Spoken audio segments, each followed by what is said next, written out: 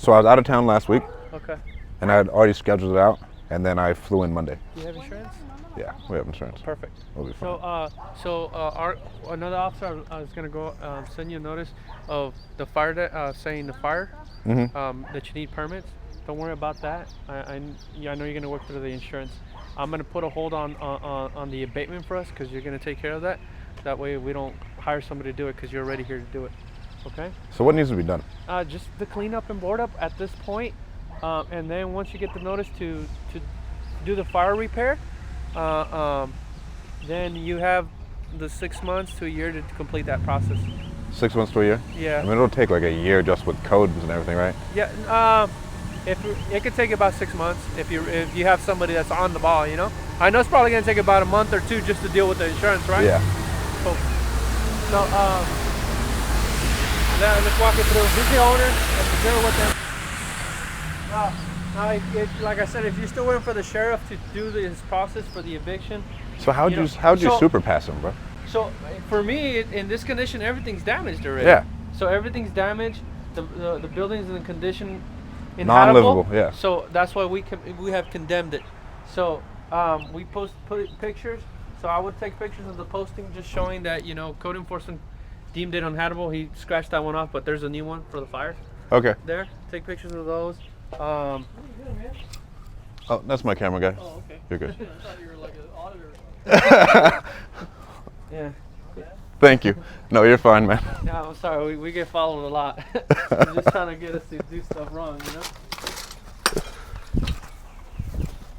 So,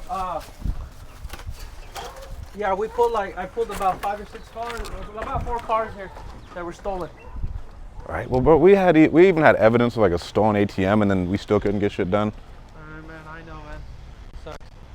But it looks like we finally. I'm glad you have insurance, so it's not a complete loss for you, you know? Oh, yeah, this is real estate, bro. What? This is real estate. Okay. Okay. So, yeah.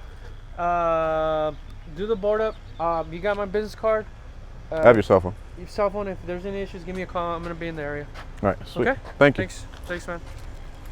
Thank you guys so much. No problem. If you guys need anything else, let us know. No, thank you guys. Yeah, he's gonna have that place secured, and they're gonna work.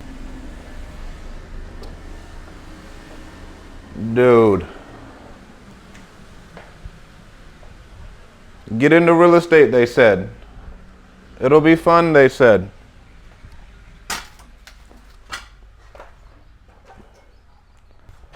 Bro, what?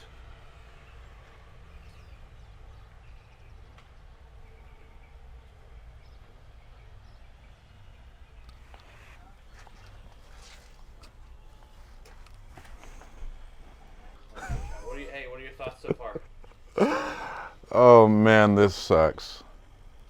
Thank God we have insurance. But I mean, they fucked this place. And this happened within a week.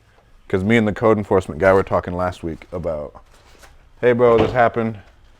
This is what's going on. Are you getting pictures too?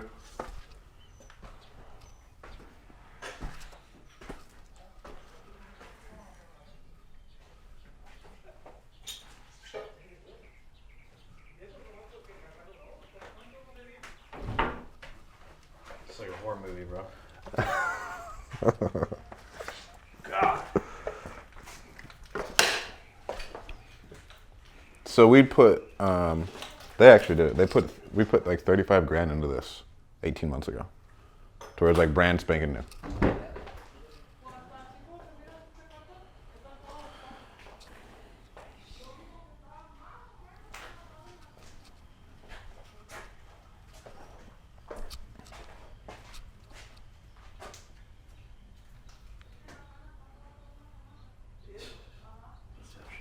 So I just gotta get a bunch of pictures for insurance. This is fucking bananas. Let me get these. Whew. This makes for great content.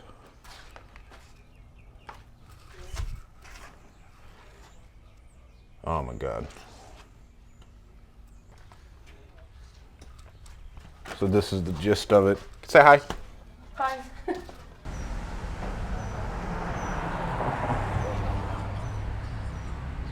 All right, so this is the house we bought sub 2 about 18 months ago. Well, we bought it 2020 in September. We bought it sub 2, no money down.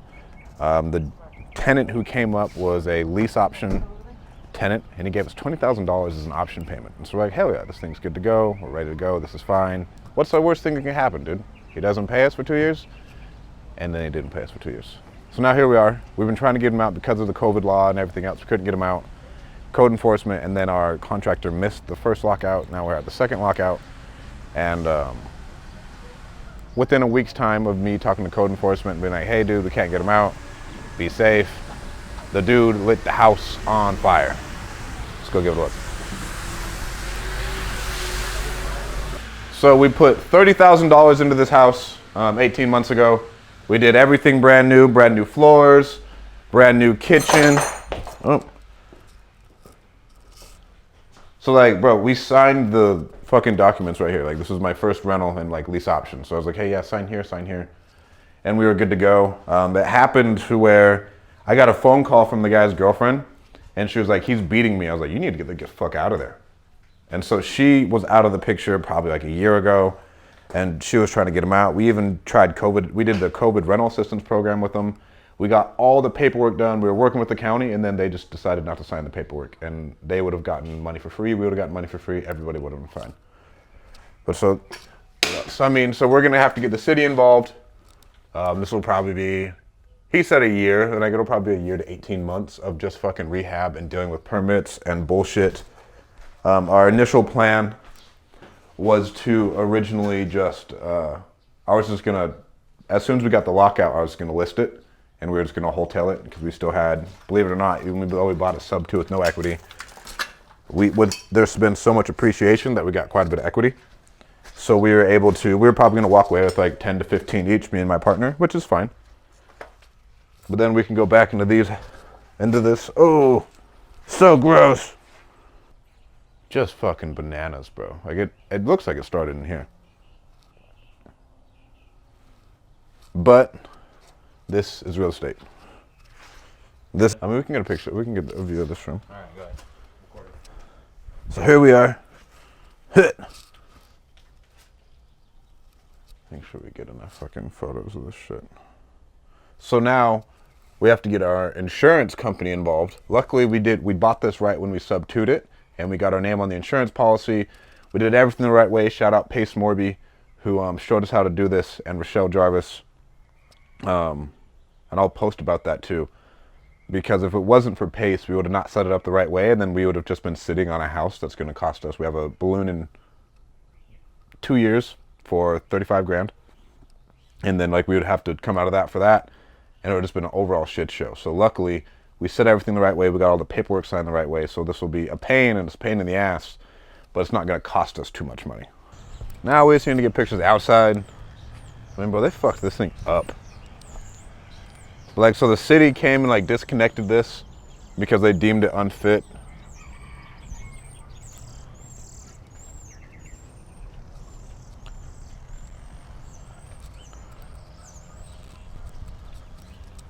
Oh boy.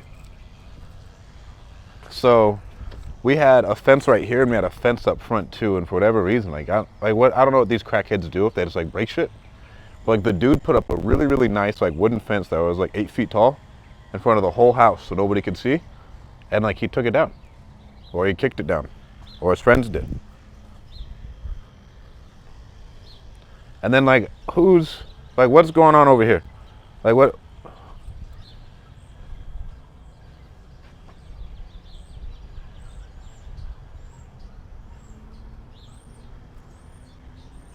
Why is the door back here?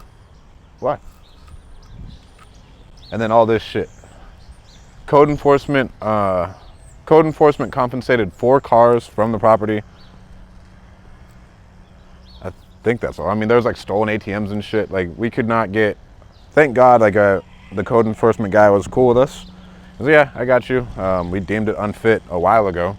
And because he knows how long we've been trying to get the guy out. And so he's like, yeah, don't even wait for the sheriff. You got this. You're good to go.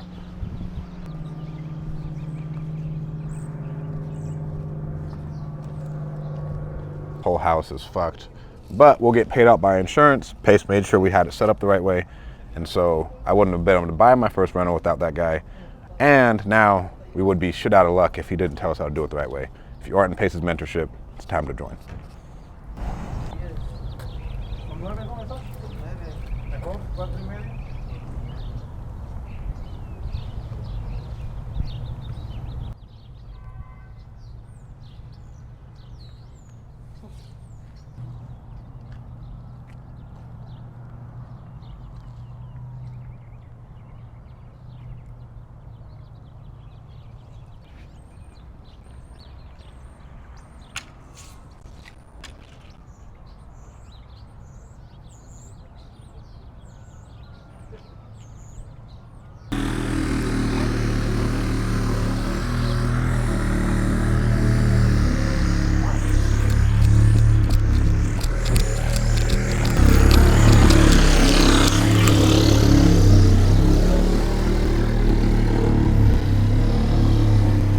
Obliterated. Obliterated? The house is fucking obliterated. Does that mean that the last time you called me, you hadn't gone inside yet? Yeah. I was just outside. Wow. Did you get pictures? Oh yeah. I got a ton of pictures. And then Jake's here with me and he recorded the whole thing, so we have video. Wow. Wow. Same fucking guy though, bro. Well, yeah, we're gonna go after him, right? Like charges, and if instructed to, I guess, because this is throw him in jail kind of shit. Yeah. I doubt the fucking state or city does anything. But we can try our best to go after him. It's not like we're gonna get anything. Bro, the dude had blood all over his face. Oh, he was there? Yeah. Like they pulled him out of the house. It was still the same dude. Oh my gosh. Was he just on all sorts of drugs? Could you tell? You couldn't really tell, but man. Wow. What's that? Yeah, were the police there? Yeah. What did they say about the whole thing? And they're just like, yeah, you got him out. They were kind of tripped out by Jake following him around. Oh gosh. But fucking insanity though, bro. So the left side of the house, if you're looking at it, is completely burnt out. Wow. And this had to have happened within the week. Yeah, I thought code enforcement, weren't they there in the last couple days? Yeah, I talked to him.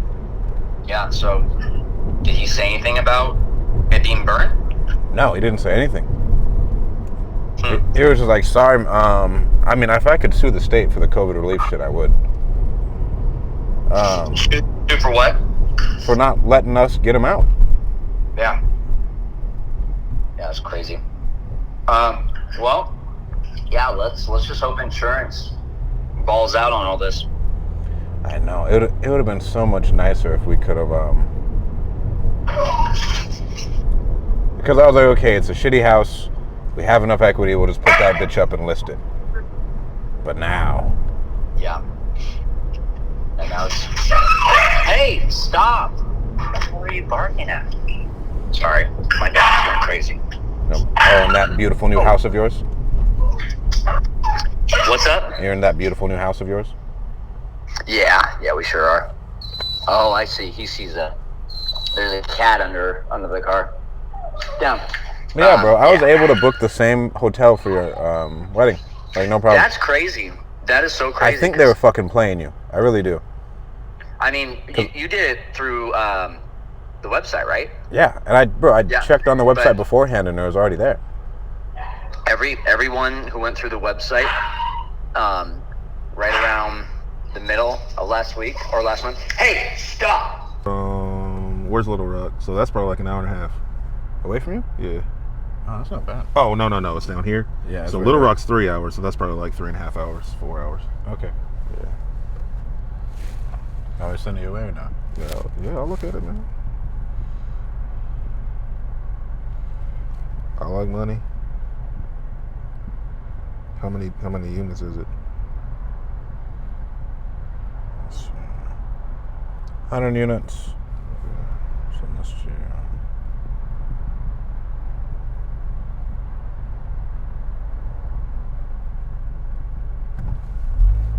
just sent you the Unimix.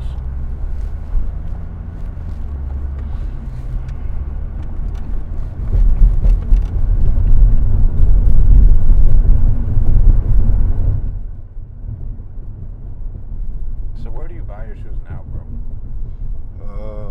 Most of the time, I'll just go on Amazon and shop. This is all the third-party places I'll sell through Amazon. And I literally just have to put in like casual shoes, size 15, and then look for shit that's not retarded looking. Like I don't get to do cool shit. Like I'll see Instagram ads for like dope ass shoes and people, and I'm like, those look dope. And I click on it and it's like size 12, biggest they go. Were your feet that big in high school? Yeah, man. I grew, like once I turned 9, my foot grew with my age. And so it didn't stop growing until I turned 15. So once I hit 15, my foot stopped growing. Every year I was going up a shoe size. How tall are you? I'm only 6'1", 6'2". Jesus. What's your 6'2", 6'3"? Yeah, like 6'1", 6'2". Yeah.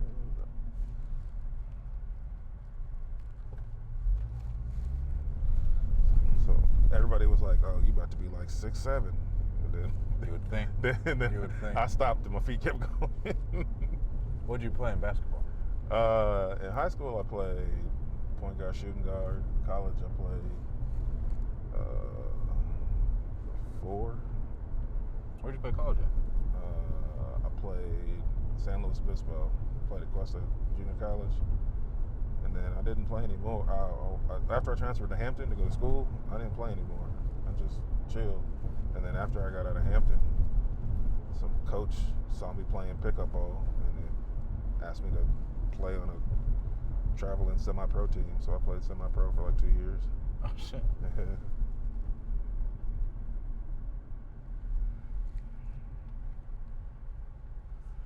With no recourse, like, nah, bro. Like, I mean, if we're gonna sink money into this, we're going to have an inspection.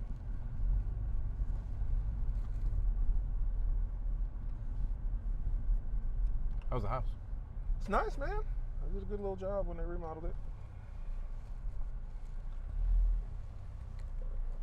I'll just grab my shit and come out. I'll change later. One on a track suit, like Bender. I got 5 of them Oh shit, things. go back real quick. Forgot my wedding ring and my watch. So you went on the velour joints from 2000s? Yeah, well, now the next one, bro. Like, I want like a Dior tracksuit, like a Prado tracksuit. To where like I show up and it's like head ass, but it's not too head ass.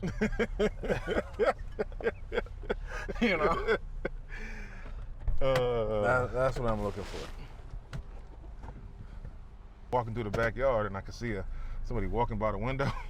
I thought they was in this backyard. Hey, what the fuck? I was like, straggling at me. Getting arrested out here.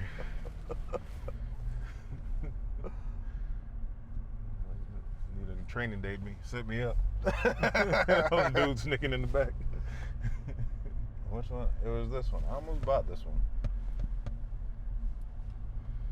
They want too much. Always. They actually ended up listing that one and they won, so good on them. I was gonna say everything I made an offer on in the past 12 months that they wanted a little more, I should have bought. The appreciation's been nuts in my market. That's not always the case, though. It's not. You got to stick to your numbers. I get it.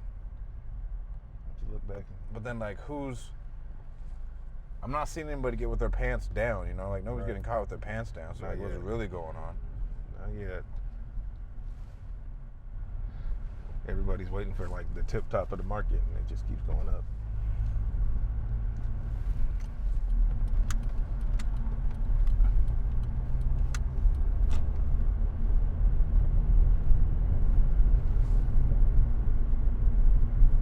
Right now, I'm at about 4.25. 100%? Yeah, so So they'll give you 100% 4.25. yeah, on a 3 to 5 year adjustable rate. So it's either for 3 years or for 5 years, and then the rate will adjust based on whatever the new market rate is. So it can go up or down. So So you buy it and you don't even have to refinance it, really. No, not right away. I can keep it. And I don't burr much. Like you have that good of terms, so it doesn't even matter. Yeah, I don't mind leaving my money in a deal, and I'm just getting more cash flow.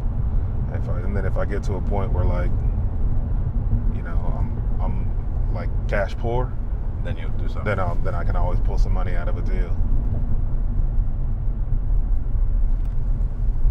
Like 2 years ago, we put like 15 in it, and then I just stuck a tenant in it, and I've been renting it out for like $1,300 a month.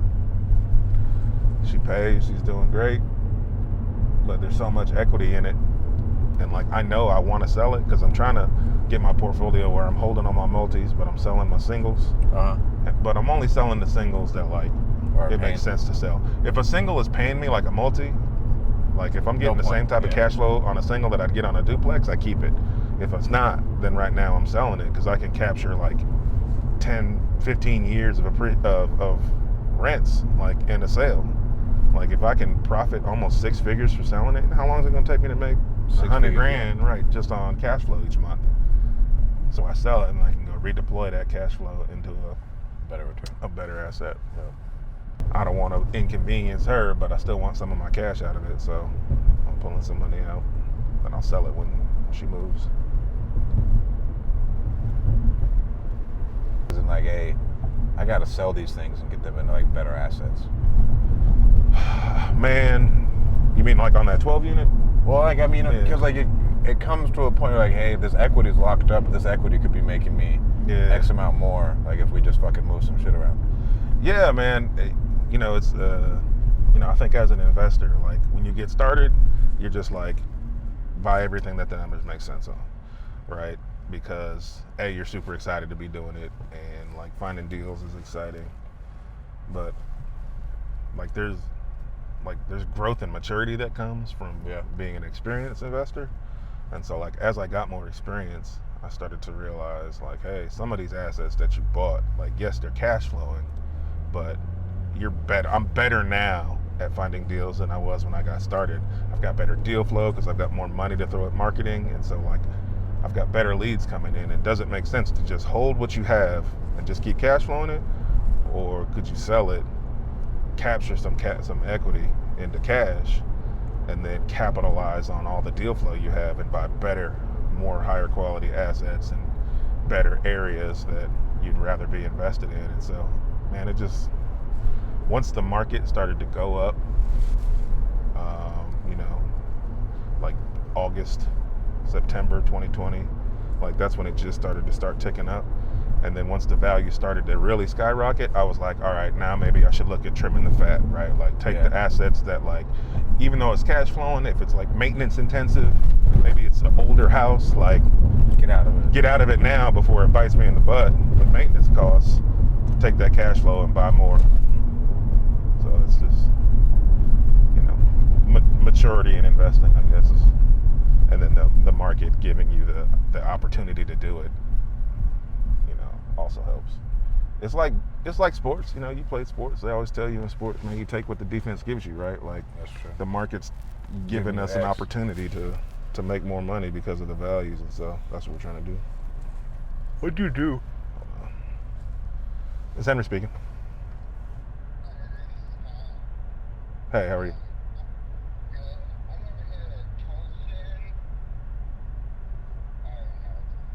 Yeah, the duplex, yep.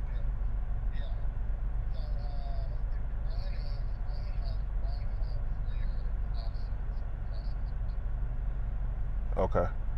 I'll get them out there to drill another hole. I took a slight pause. So I was under contract for 2 single-family homes that I was going to flip. And like when COVID like first hit, I was like, man, do I need to get out of these? And like, I'm just like, I told people I was going to buy them. I know that this was like an unprecedented thing, but I didn't feel right just backing out of the contract. So I closed on them thinking, hey, I might lose money on these. Yeah. Right? Because I don't know what this market's going to do. And well, I closed on one of them. The other one, the lady decided she didn't want to sell because she didn't know it was going to happen. She was an older lady. She was selling so that she could travel to California, like by car. And she was like, they're shutting everything down. Like, I'm not traveling anywhere. I need to stay in my house. But the other one, the lady had already found a place and moved. And so we ended up closing on it. And then the market went, I mean, as I was rehabbing it, the market was just getting better and better. So it ended up working out. So we kept buying. So what I had decided to do when COVID was ramping up was like, I'll just stick to my numbers even harder. Like, I'll just be super strict about my numbers because I don't know what the market's going to do. Yeah. And so, like, I'll only buy screaming deals, right? Like, deals I feel like, man, you'll have plenty of cushion if things go south, right? And then things started to go north. And so I was like, all right, well, we just keep going. I did sell one thing that I wish I had kept, because I bought my first storage facility right as COVID hit. Yeah. And then as you try to speculate as much as you can. Like I said, it was unprecedented. I figured residential real estate was probably going to be all right. People got to have a place to live, but commercial would take the biggest hit if things started to tank. And so I was commercial did take the biggest hit. And it did take the biggest hit, but not storage, right? And so we were like, you know what? Let's turn around and sell it. So we bought it, and then we called the guy who owned the storage facility next door or down the street, and we were like, hey, we just bought this one. We don't think we want to hold on to it. And we sold it to him, and we made a decent profit. But like, looking back, I wish I'd have kept it. So, it's life. It's investing. You make the best decision with the information you have at the moment, right? Like, if I was in that situation all over again, I would have made the same exact call. Like, I don't feel bad for making the call. It's just hindsight's always 20/20. I grew up in, I guess, the southwest side of town, what they call it. So I went to South High School and Ridgeview High School. So I went to two different high schools. I mean, is it better than the east side of town? Yeah, for sure. The east side of town's just older. It's been around longer. But like, the east side of town is really so far away from the rest of Bakersfield that it feels like two different towns sometimes. I'll give you that. And you got the freeway. Yeah.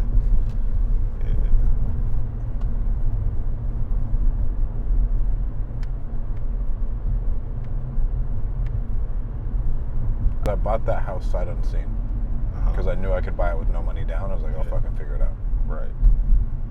And I remember when I first went down there, I went down there to look at two other houses that like we were looking at. And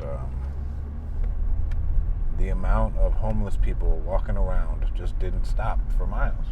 But I stayed on the east side. Right. You know what I'm saying? So I started going, and then I could just never stop. There's a lot of poverty. Like, way more than here, bro.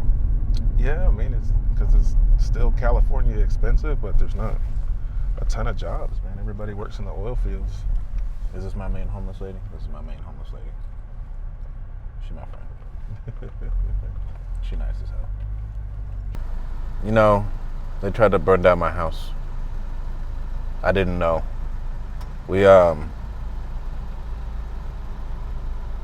So we bought this house for no money out of pocket almost 2 years ago. We bought it sub 2, and it was completely dog shit. Put $30K into it. Lease optioned it to a dude for 20 grand. He had a criminal background, but we're like, hey, what's the worst thing that could happen? He just gave us 20 grand. And we said we were okay with the worst case scenario. We did not know that we were going to actually get the worst case scenario. And so he paid us rent for 2 months and then quit paying us. We tried to work with him because like, hey, bro, you just gave us 20 grand. Like, we aren't going to fucking walk through 20 grand. We'll work with you if something's going on. Nothing was going on. Dude was just a heroin addict. So now it's been the whole COVID pandemic. We haven't been able to get him out just because of COVID bullshit. We even got him all the way to the finish line with the COVID assistance rental program, and the people didn't fucking sign the paperwork, to where we'd have gotten like 30 grand back, and the people didn't sign the paperwork. And so that happened, and then we finally were like, okay, bro, like, we're going through the eviction, blah, blah, blah. And then it's just been mayhem. Our contractor came the first time, and the contractor was late, so PD left and they didn't clear the house. And so now we're finally here again with code enforcement, because I called code enforcement, like, hey, I can't get these motherfuckers out of here because of the city, and then code enforcement's like, hey, we condemn this bitch. We'll get it cleared for you. So luckily, code enforcement's just going to clear it for us, and we'll be good to go.